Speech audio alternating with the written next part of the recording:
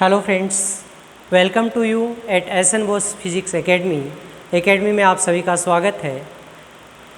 आज की क्लास में हम डिस्कस करने वाले हैं रिवॉल्यूशन के बारे में, क्योंकि जो अपनी शेखावाटी यूनिवर्सिटी है उसकी PDUSU पंडित दीनदयाल उपाध्याय शेखावाटी यूनिवर्सिटी सीकर, और इसका रिवॉल्यूशन यानी रिज़ल्ट आप सभी के आ ही चुके हैं। और रिज़ल्ट के बाद में रिज़ल्ट क्योंकि बहुत ही अप्रत्याशित रिज़ल्ट आया है, बहुत अच्छा रिज़ल्ट नहीं आया है, ऐसा हम कह सकते हैं। और या तो सॉफ्टवेयर की दिक्कत है या और कोई प्रॉब्लम्स है। एक बच्चा है जिसके 3 पेपर हैं, फर्स्ट, सेकंड और थर्ड। अब इस पेपर की स्थिति क्या है, एक बच्चा है उसके इसमें 20 नंबर आ रहे हैं, इसमें 10 नंबर आ रहे हैं और इसमें 00 नंबर आ रहे हैं। ऐसा कैसे पॉसिबल है? या फिर दूसरा बच्चा है उसके इसमें 30 आ रहे हैं, इसमें 25 आ रहे हैं और इसमें 1 नंबर आ रहे हैं।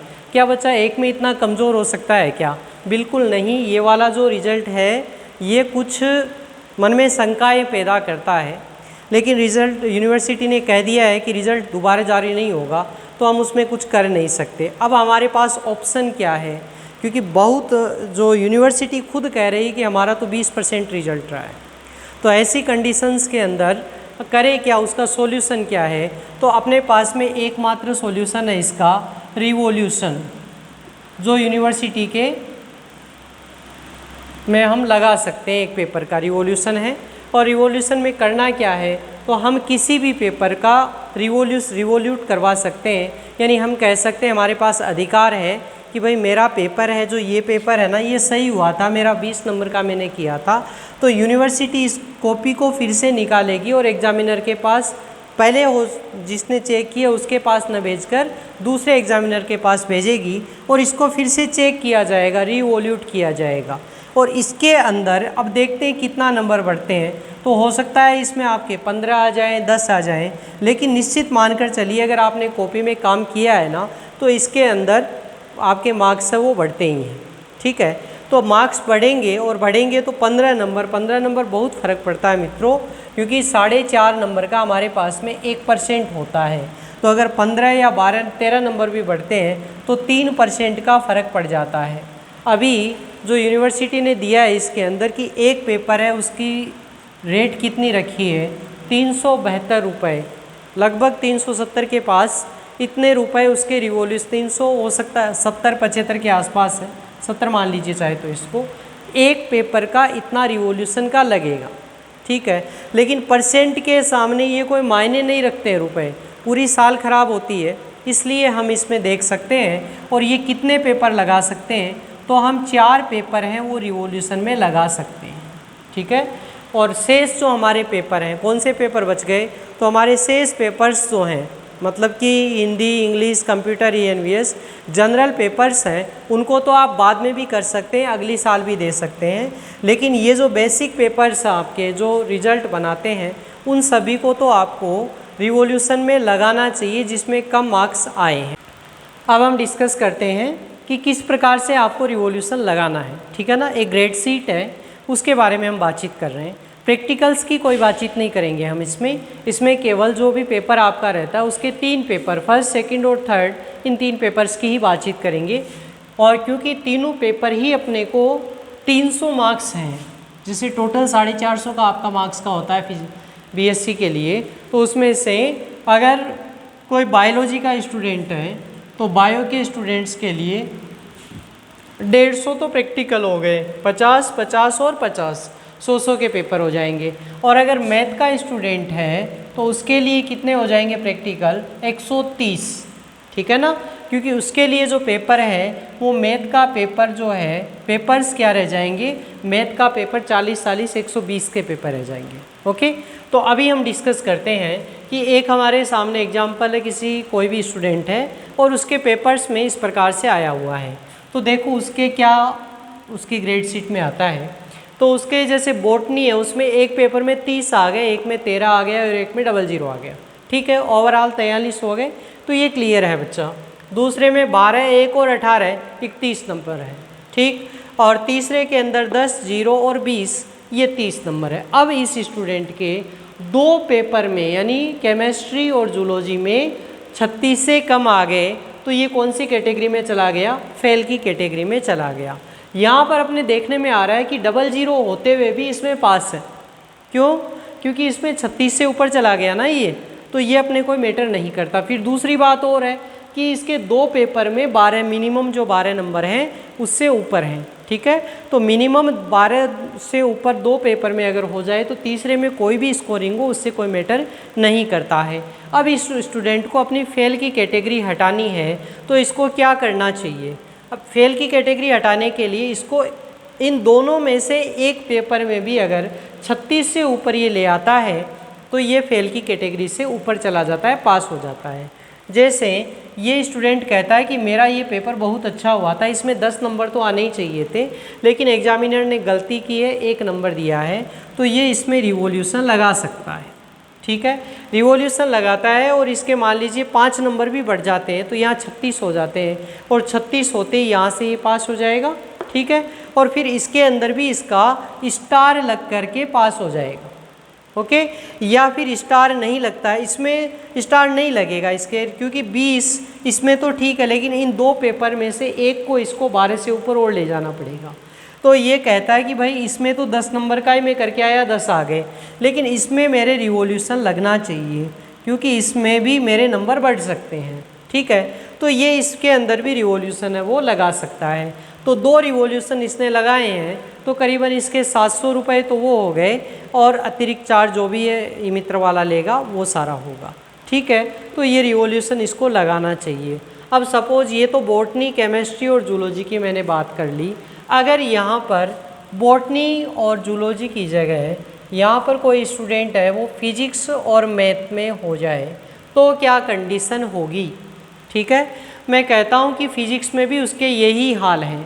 ठीक है, फिजिक्स में एक में 30 है, एक में 13 है और एक में 00 नंबर है। ओके, एग्जाम्पल्स ले रहे हैं अपन, ऐसा कोई कंपल्स यही है क्या? ऐसा अपने लिए कोई बाध्य नहीं है। ठीक है, ये इसकी दूसरी कंडीशन है और ये इसकी तीसरी कंडीशन है। अब देखो मैथ में ये इस कंडीशन में है तो क्या होगा? ये फेल की कैटेगरी में आएगा, बिल्कुल फेल की कैटेगरी में आएगा। ये मैं कहता हूँ कि इसके मान लीजिए इसमें 16 नंबर आ गए, अब क्या होगा इसका? तो 20 और 16 कितने हो गए आपके? 36, अब भी फेल कैटेगरी में आएगा। कारण 36 से तो सर आप कह रहे हैं पास हो जाएगा, फिर ये फेल क्यों आया? क्योंकि यहाँ पर मैथ जो है उसके पेपर कितने हैं? 40-40 नंबर के होते हैं, यानी ये ओवरऑल आपकी 120 की जाती है, ये 100 की, और ये क्या है आपकी 100 की। ठीक है ना, 33, 33 और 34, 33, 33 और 34, 40-40 के 3 पेपर मैथ के होते हैं। तो इसमें इसको कम से कम मिनिमम 15 नंबर चाहिए पास होने के लिए एक सब्जेक्ट में। तो 3 में कितने हो गए? 45 या 42 से कम होंगे तो ये किस कैटेगरी में आ गया? आपका फेल की कैटेगरी में आ गया। अब इसको पास करने के लिए क्या करना चाहिए?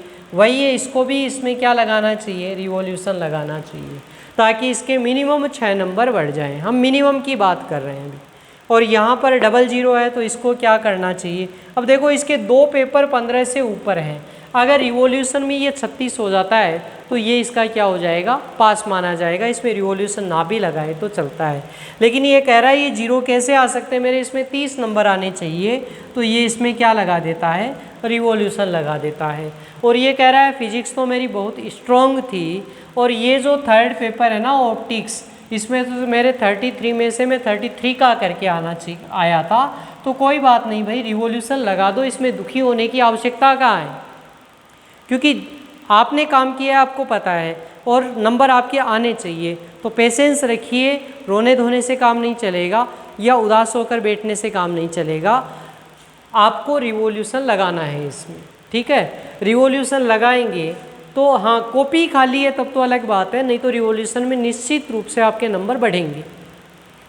तो ये रिवॉल्यूशन कितने लगा दिए इसने? 3 रिवॉल्यूशन लगा दिए, तो इसके करीबन कितने रुपए लग गए? 1100 के करीबन इसके रुपए हैं वो रिवॉल्यूशन के लगेंगे, ई मित्र का चार्ज है वो लगेगा। ठीक है, और रिवॉल्यूशन में बढ़ेगा तो कितना परसेंटेज? देखो हमारे टोटल कितने हैं, मैंने कहा था आपको 450 मार्क्स हैं। ठीक है, और 450 मार्क्स हैं तो एक कितना हो गया? 1% हो गया आपका 4.5 नंबर का। ठीक है, तो 4.5 नंबर का 1% हो गया, 9 नंबर भी बढ़ते हैं तो 2% बढ़ते हैं, मायने रखते हैं। और आज के समय में फर्स्ट डिवीज़न से नीचे वैल्यू क्या है, ठीक है ना। तो अच्छे से आप पहले विचार करें कि अपनी ग्रेड शीट को देखें तसल्लीपूर्वक, फिर उसमें देखें, अपने पेपर को याद करो कि आज से 2 महीने पहले 3 महीने पहले आपने कुछ उस पेपर में लिखा था क्या, ठीक है। अगर आपको याद आ जाता है कि हाँ नहीं 0 तो नहीं आने चाहिए थे, अच्छा पेपर था और निश्चित रूप से आपने किया है तो अच्छा ही है, तो आपको जैसा ध्यान में रहता है कि इसमें नंबर बढ़ने चाहिए तो उसमें आप मार्क्स बढ़ाएं। और आपको लगता है कि 20 में भी इसमें 40 होने चाहिए तो मैं कहता हूँ इसमें रिवॉल्यूशन लगाइए। लेकिन अगर आपको लगता है कि मैंने किया ही 20 का है 25 का है लेकिन रिवॉल्यूशन लगा देते हैं, कुछ नहीं होगा, -5 भी हो सकते हैं, ठीक है ना, तो उस वहम में भी नहीं रहना, तो आपके रुपए का भी सदुपयोग हो और आपकी जो ग्रेड शीट है उसमें परसेंटेज बढ़े, ऐसा प्रयास करना चाहिए। अब देखो कोई स्टूडेंट है अपने पास में और वो फेल की कैटेगरी में नहीं आता है, जैसे हम देखते हैं कि ये उसके 20 नंबर इसमें आ गए, इसमें 15 आ गए, ठीक है, और इसमें 7 नंबर आ गए, ठीक। अब यहाँ पर केमिस्ट्री जो है उसकी क्या है, 15 नंबर, 10 नंबर और 12 नंबर ऐसे आ गए। और थर्ड जो इसका पेपर है उसमें कितना है मैथ के अंदर, तो मैथ उसकी कमज़ोर थी, 20 नंबर इसमें आए और 10 इसमें आए और 10 इसमें आए, ठीक है। अब देखो ओवरऑल अपन देखेंगे तो 20, 15, 35, 7, 42 नंबर क्लियर हो गया। दूसरे में देखें तो 15 और 12, 27, 10, 37, ये भी क्या हो गया, क्लियर हो गया, ठीक है।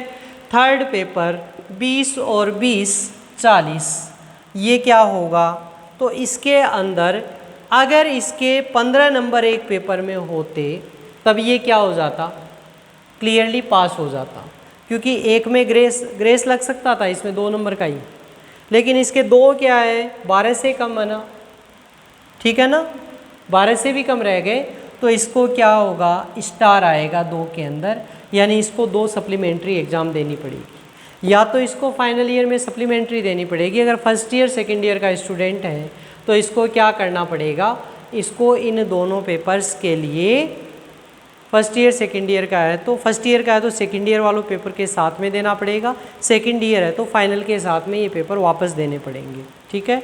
तो बैकलॉग न रहें, ऐसा प्रयास सभी को करना चाहिए कि हमारे किसी भी जो ग्रेड शीट है उसमें से बैकलॉग हट जाए, क्योंकि 9 पेपर होते हैं, जैसे फर्स्ट ईयर में मेरे 2 बैक रह गए, अब सेकेंड ईयर के पहले से 9 पेपर तो हैं और 2 ये इधर वाले और हो गए, तो ओवरऑल कितने 11 पेपर देने पड़ेंगे मुझे, ठीक है। ऐसा ही आपकी कॉमन सब्जेक्ट्स के लिए है, जो हिंदी, इंग्लिश, कंप्यूटर और पर्यावरण है उनके लिए है, उनमें भी मिनिमम कितना चाहिए, 33 चाहिए। तो अगर उससे कम है और आपको लगता है कि बढ़ जाएंगे तो उनमें भी रिवॉल्यूशन लगा ही दीजिए, ठीक है। 4 से ज़्यादा रिवॉल्यूशन हम नहीं लगा सकते हैं। तो ये कुछ आपको बेसिक सी इन्फॉर्मेशन थी, वो मुझे लगा कि बतानी चाहिए। अच्छा, आपकी लास्ट डेट कब है वो बताएं। तो जो शेखावाटी यूनिवर्सिटी है सीकर के लिए, शेखावाटी यूनिवर्सिटी, शेखावाटी अंचल, सीकर, चूरू और झुंझुनू के स्टूडेंट्स हैं, ठीक है ना, सीकर, चूरू और झुंझुनू, उन स्टूडेंट्स को क्या करना है, झुंझुनू, उन स्टूडेंट्स को एक काम करना है, और काम क्या है, उनके लिए 19/7 से ये जो रिवॉल्यूशन है ये शुरू होकर के 2 अगस्त तक और ये रिवॉल्यूशन है, ठीक है। आप ई मित्र के पास जाइए और जिस पेपर में आपको लगता है कि रिवॉल्यूशन करवाना है, आप 2 तक का वेट मत कीजिए, आप ऐसा मानकर चलिए ये 30 तक ही है, ठीक है। तो इस अगले वीक के अंदर आप इसको कंप्लीट करवा